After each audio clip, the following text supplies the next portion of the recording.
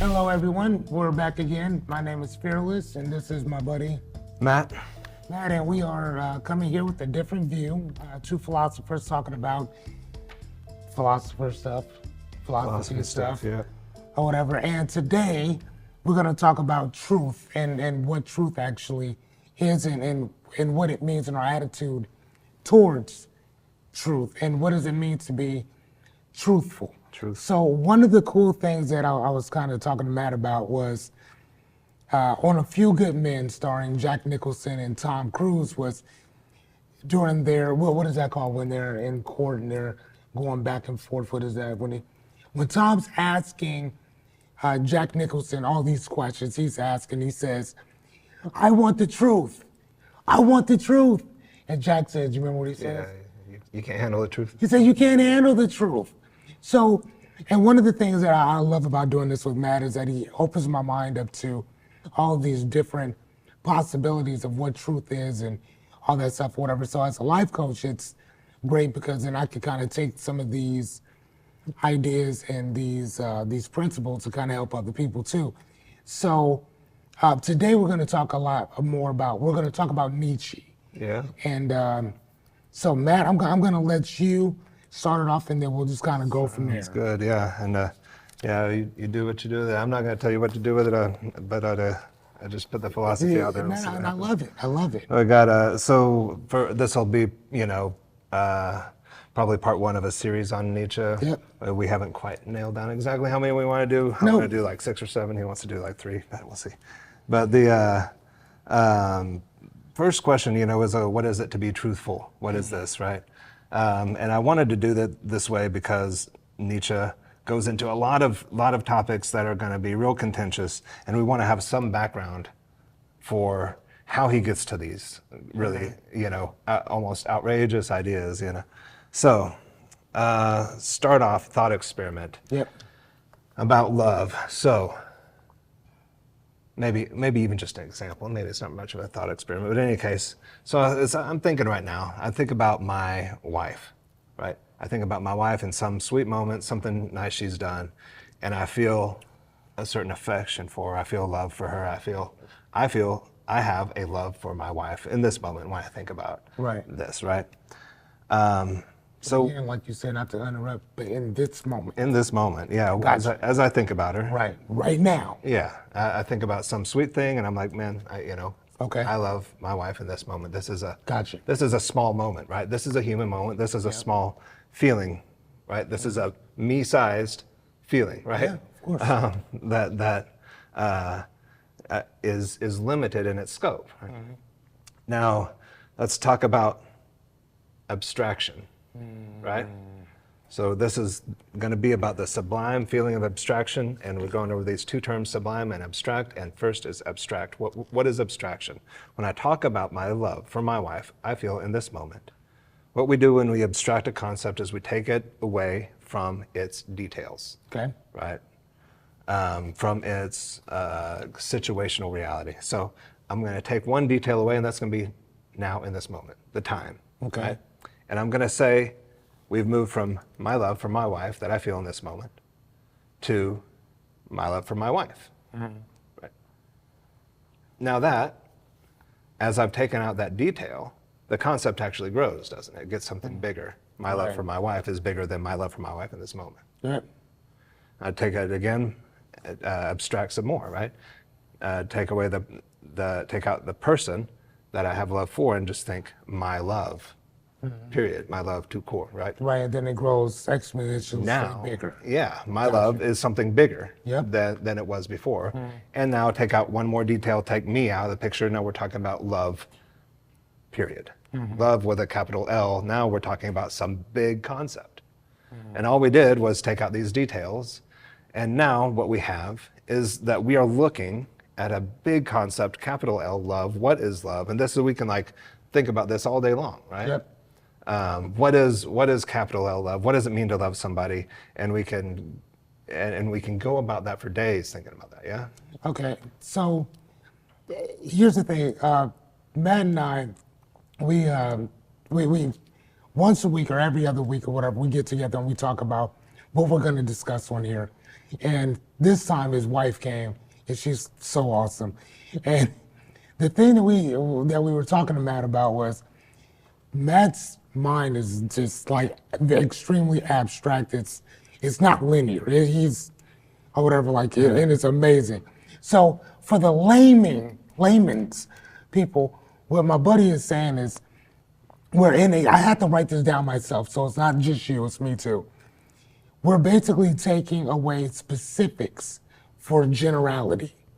And that's what that's what he's saying, is we're taking away time. We're taking away breakfast this morning. We're taking away these things to make things bigger than what they actually are. And that's what our truth sometimes stems from, if you don't mind. No, you're good. So another thing that we had talked about was, going back in, because I know you talked about it before, the sublime versus beauty. Mm-hmm. And I love this because sublime is that starry sky, the Sphinx. If you're standing in front of the Sphinx, you would think, oh my God, this thing is huge compared to me. I am small, I am minuscule compared to this. Yeah. Or the feeling that a lot of you get when you think about God, or you think about this and the other, you are insignificant compared to this. So it gives you this euphoric feeling of, oh my gosh, I'm nothing compared to this, right? And I think about that when I think about the solar system. There's if you look at the Earth compared to the sun, you can fit 1.3 million Earths inside of the sun, but most of us don't know that. But yet the sun is 93 million miles away, but it doesn't look like it's that far, and it doesn't seem like it's that big. But if you were standing next to the sun, you would be extremely insignificant to it. But then when you think about beauty, which Matt kind of went into as well, it's simple. It's an art on the wall. It's Butterfly. It's a butterfly. It's our kids playing. It's whatever you want it to be, right? It can be whatever. But in comparison to you, it's okay. Yeah. It's not that big. No. So when we're talking about the abstraction of these things, we're taking specifics away and adding that generality. And when you do that, it can land you in some trouble, in a lot of trouble, because you're only looking at things from a grand spectrum, not any detail orientation, just a grand spectrum, and that can be quite dangerous. I'll let you take that from there. So Nietzsche's point here, though, is going to be that's what we have to do. We must do that. Okay. We can't get away from that. Right? Like get away with what? From abstracting things and seeing things in the abstract. Okay. So we're not going to get to. There is no red pill that we will take. That's not going to happen with Nietzsche. We're not doing the Matrix movie here. Oh, okay. So the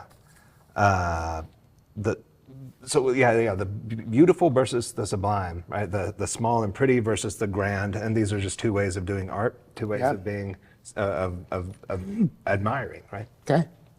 So thing to point out is that when we abstracted all these details out of my love for my wife at this moment, and we changed it to something grand concept of just love, period, capital L, now we're looking at something sublime. The concept of love is something enormous. Right? Is like the starry sky, like Niagara Falls, right? And so the key thing to notice about this is that there's something just simply human, small, and stupid about the way that this process happened, right? Okay. We just take out some details, and now we are in a rapturous moment of like admiring the grand concept of love. But all that grand concept is, in a way, is just a removal of details from particular human moments, right? So I'm gonna move forward a little bit. So from there, we're talking about the smallness of the human intellect, right? This is a small human tool. One of Nietzsche says in pathos of truth is that, truth in lie in a non-moral sense is that human intellect has no utility beyond human tasks. It's going to die out with us, right? So we like to think of it as some great thing, some huge thing, something that gets us to capital T truth, but it's there for our use, and it's going to die when we die, right? So so philosophers up to this point have been out in the clouds, soaring through the skies with all their hubris, right? But Nietzsche wants to bring it back down to earth. And actually it was Kant that did it, but Nietzsche just accepted the consequences of it, right? So basically what that is that more of, if we're looking at this from a perspective standpoint, it's basically stating that we need Earth. Earth doesn't need us. Oh yeah, that's probably true. Yeah. Right. So I mean, no, I totally understand that. And then the other thing that I also looked at too, or whatever, because we had talked about that we live in this constant deception. Yeah.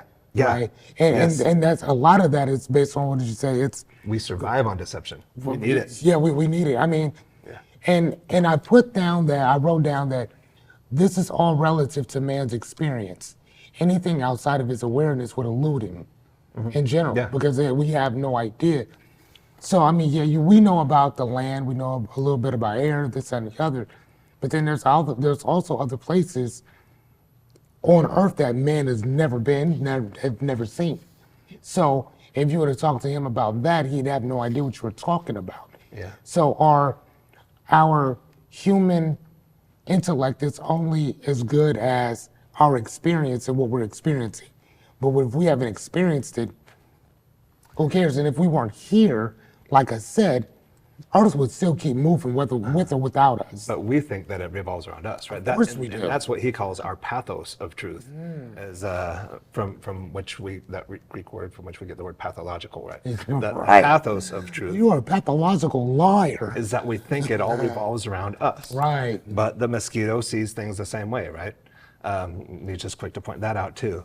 So we're locked in this box of consciousness. Nature has thrown away the key. Yeah. And we philosophers, I think, he would say, would like to try and escape it, try to find the crack in that box. It's not there. There's no crack in the box. No. But what is that box, right? What is the locked box? It's the one revealed, as I said, by Kant. Kant closed out the modern era of philosophy, where they were arguing about empiricism versus idealism, all these things. Empirical reality for Kant is already a construction, and I'm relying a little bit on Alenka Zupancic for some of my interpretation going forward. So I just want to give her that credit. But empirical reality is already a construct, right? So we would like to think that we're going to take some red pill again and see reality for what it is, see things for what they truly are, right? Yeah. But what Kant actually deals with is the fact that as they truly are is already a construct for us. It's already been filtered for us through our perception, through our time and space categories, right? Yep. And so the thing, like this cup as it is, it's not even this cup. Like the thing in itself is something I will never get to. It is always going to be filtered through my perception. Yep. Yeah? And so truth itself then for Nietzsche is going to be something other than our reality, our empirical reality. So you can take the red pill, then truth is still on the other side of you, right? It's still outside. So it's something violent to our reality, something dangerous to life, because consider if you knew everything going on in everyone's body and mind around you, like you need deception, right? You don't need to know all that. It would sort of ruin society, to be honest. In neuro-linguistic programming, we learn that the mind does 3 different things, which is delete, distort, and generalize information. Okay. And these are our filters that we have to filter through, because otherwise you'd have billions of information going through just the quantity consistently, or whatever. So your unconscious mind would know exactly how many leaves that we would have on a tree, but the conscious mind, if it had to track all that, you'd go insane, literally. Yeah. And one of the things that we learn in NLP as well is one of the presuppositions, I think there's 17, 18 of them, but the first one is that the map is not the territory. And that's what we had talked about before, which means what you believe to be true is just your interpretation of that. Yeah. So I can think about this cup, but it's not the cup. I can explain to you about the cup, but it's never the cup. Until you're actually here with the cup, you're grabbing the cup, you're sipping, whatever.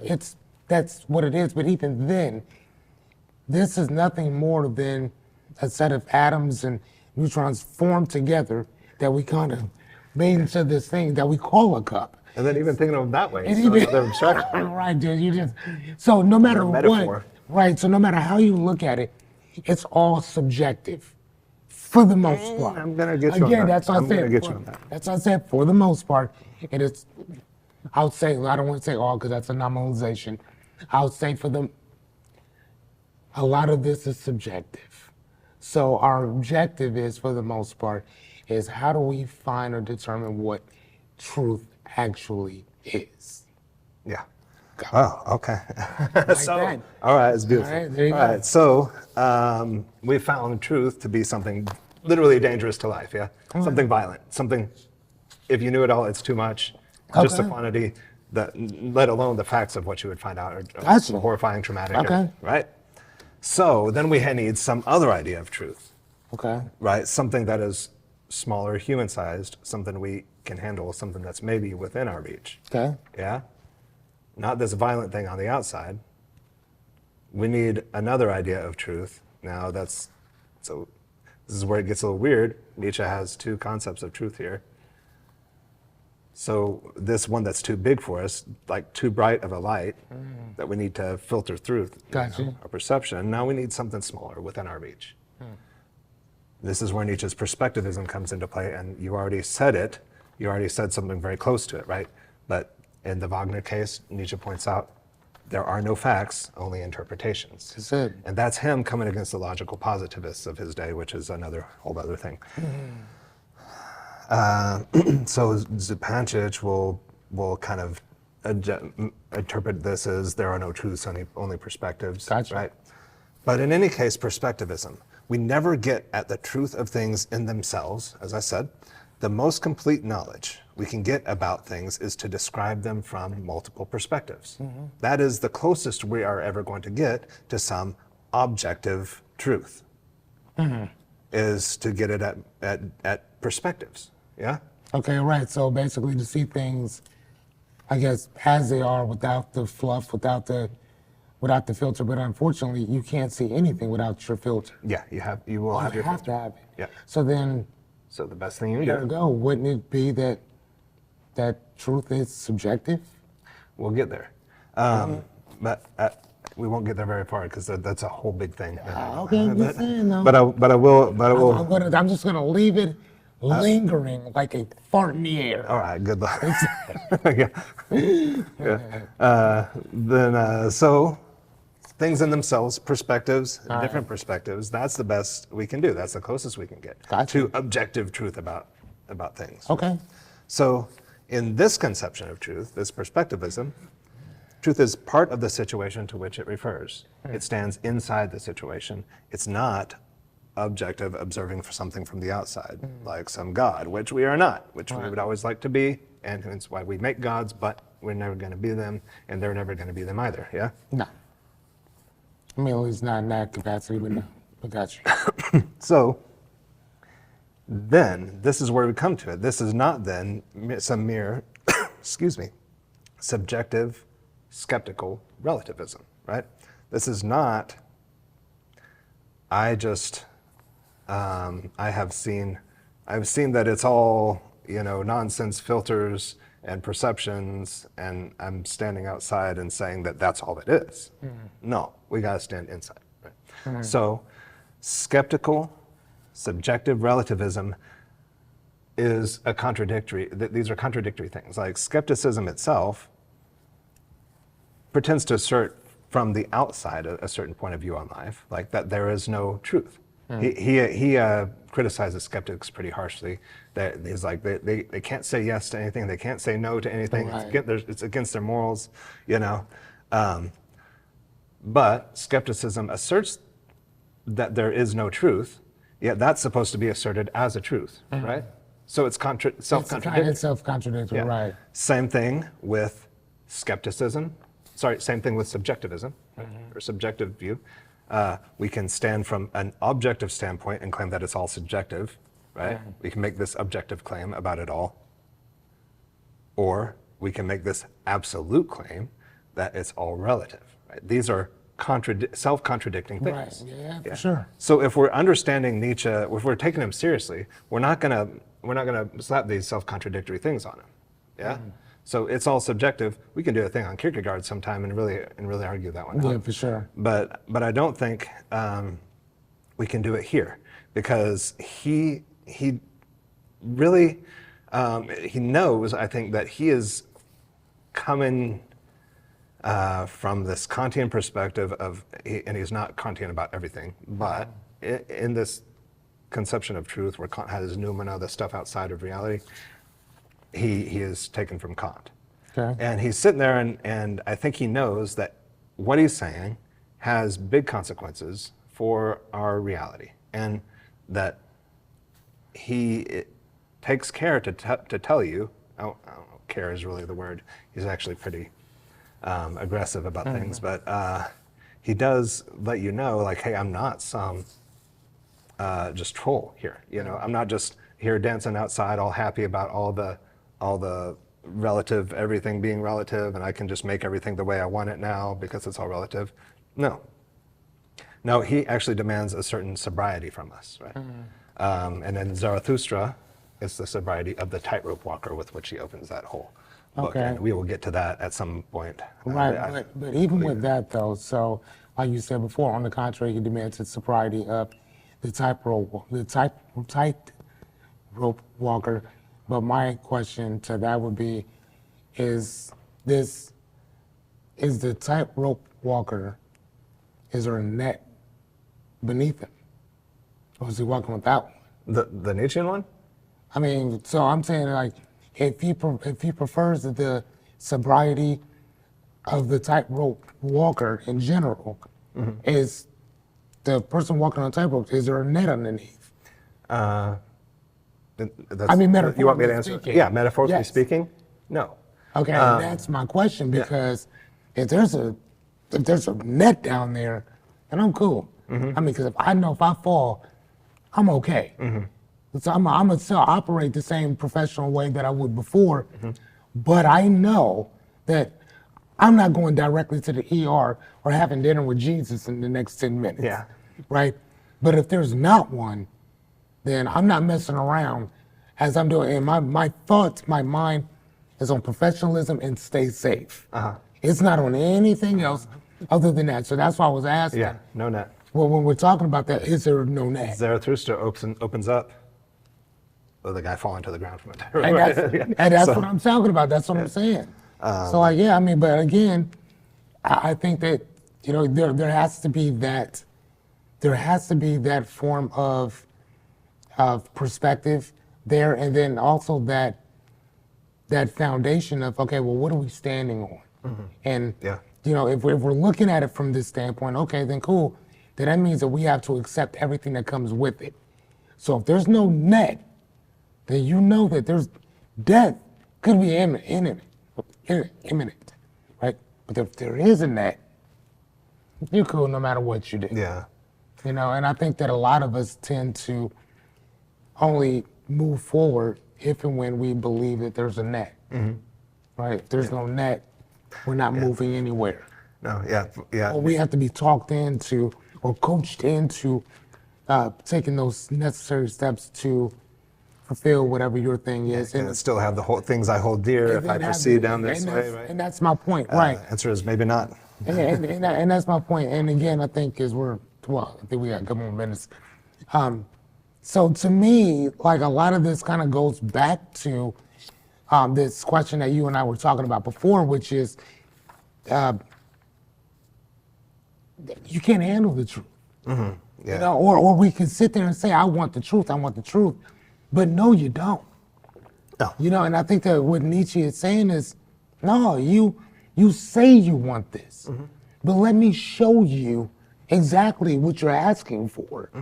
And when you take a person to the precipice of the answer of truth, you're gonna start seeing people back up. Yeah, well, yeah, and he had a thing about know this, what I right? mean? Like he had a thing about the spirit that has the strong spirit, you might say, Yeah. is the one that it's like how much truth can I handle is the test of the Right. strength of the spirit, right? Right. Like how much of this can I really manage? Right. And the answer is never all of it. Like No.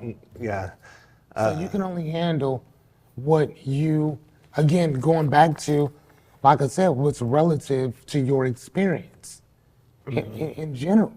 Like you don't want anything more than, again, when you're asking for certain truths, I think that we only want the truths that we want, yeah. not the truth as it is. One thing to point out about this, you know, when you say relative to your experience, I mean, you're going to step, with Nietzsche, you're going to see we're going to dance around things. We're going to go to different angles on it, and Yeah. we're going to go into the middle of it. Yeah. We'll talk about morality next time, right? And we're going to love that one. But that is, he goes into the middle of it, steps into the middle of the moral system as we are and sees it in its split halves that are, well, not really halves because they're asymmetrical, right? But he steps into it, you know, and this is where he is like, he's a little bit megalomaniac here. But he's Yeah, like, for sure, I for am sure. dynamite, you know. He goes in, Yeah, for sure. For sure. You know, I was just watching Oppenheimer, and they were talking to him about, you know, some of the things that he had done. And, you know, he was talking about, you know, well, I think somebody had asked him, what do you think's going to happen when people find out that you created, you know, this bomb? He was like, well, what is this? Alfred Nobel created he created dynamite, and the Nobel Peace Prize is named after him. So it is what it is. Contradictory at its finest. So anyway, ladies and gentlemen, we only have 10 seconds left. We will see you next time on A Different View. I am Fearless, Matt. and we'll see you next time. Yeah. See you later.